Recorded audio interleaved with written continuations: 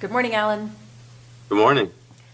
So we are talking today with Alan Patric McClure of Patric Chocolate. I'm Sunita of the Chocolate Garage in downtown Palo Alto, and today we are going to talk a little bit about the new bar that we are releasing tomorrow evening, Friday, May 11th.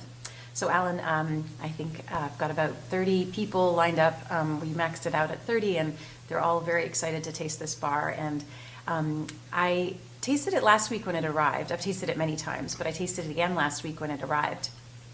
And I was unpacking the pallet and opened a bar and kept having to nibble on it and eat more and more of it because I was trying to figure out, what does this taste like and what is it reminding me of? And so I was curious, when you tasted this bar, does it evoke anything for you in terms of, not the technical side of how chocolate is made, but what does it evoke for you in terms of familiar tastes?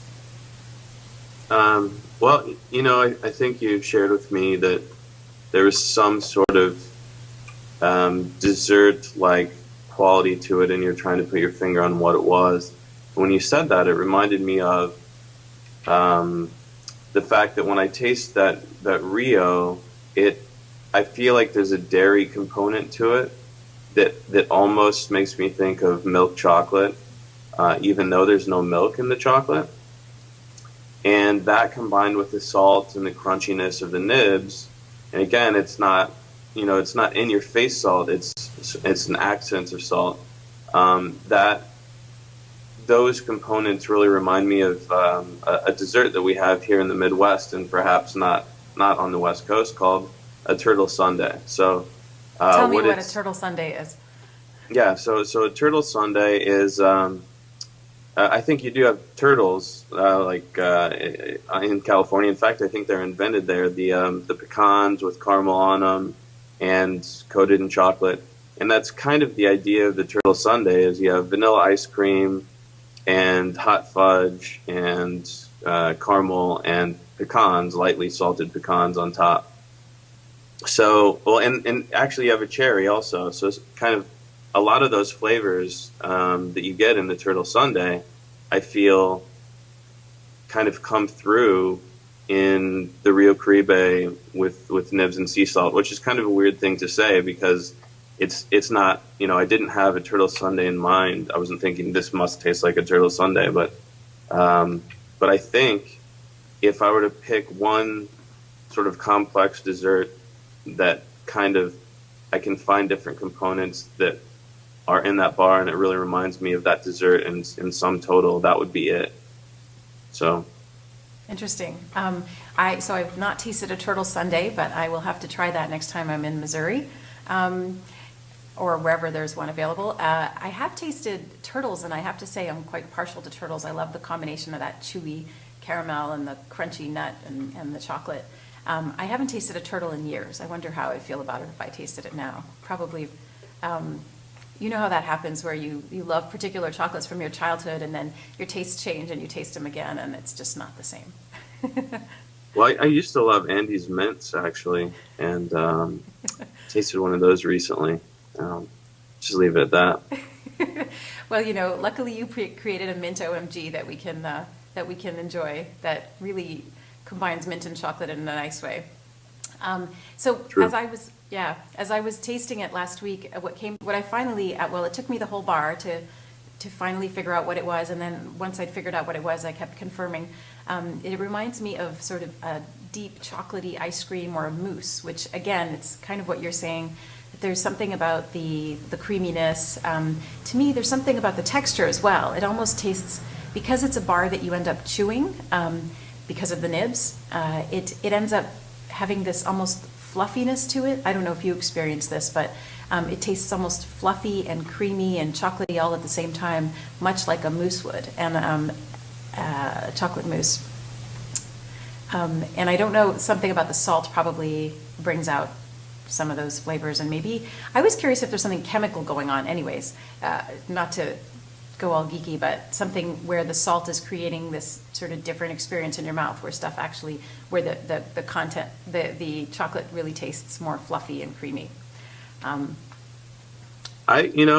wouldn't be surprised. I think the way in which the salt is used in this case, it's really It's as a flavor accent. You could think of it as, instead of a primary flavor, as a way of sort of enhancing certain flavors and making certain flavors pop. I guess you could put it that way. And that's something that anyone who's spent time trying to learn the fine art of seasoning, a broth or a soup or anything like that, it's incredible how certain flavors that seem dull or humdrum or non-existent, with the addition of just a little bit of salt, can completely change and the balance of flavor in any given dish or soup, in a stew, something like that, can seem completely different, and the meal can be far more enjoyable that way. So I think salt's one of those things that's probably not used as much in chocolate as it should be, and it's definitely something that I've been thinking a lot more about lately since this project.